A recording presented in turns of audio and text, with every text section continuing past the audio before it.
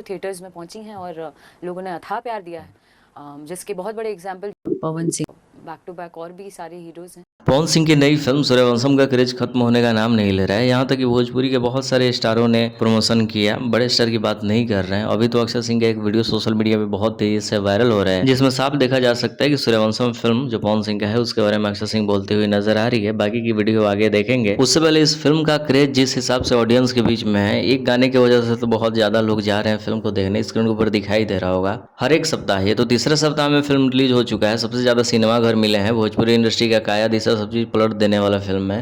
देखो किस तरीके से फिल्म में भीड़ दिखाई दे रहा है।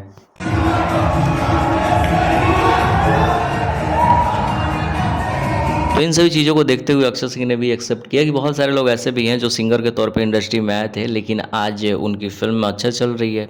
चला कि सिंगर ही एक्टर बनेंगे, तब भी सुपरहिट फिल्में थिएटर्स में पहुंची हैं और लोगों ने अथाह प्यार दिया है। तो ये सारी चीज़ें थी, सोचे एक छोटी सी वीडियो बना के अपडेट दे दिया जाए। बाकी जितना हो सके इस वीडियो को शेयर कर देना, चैनल को सब्सक्राइब करने का मन हो तो भी कर लेना।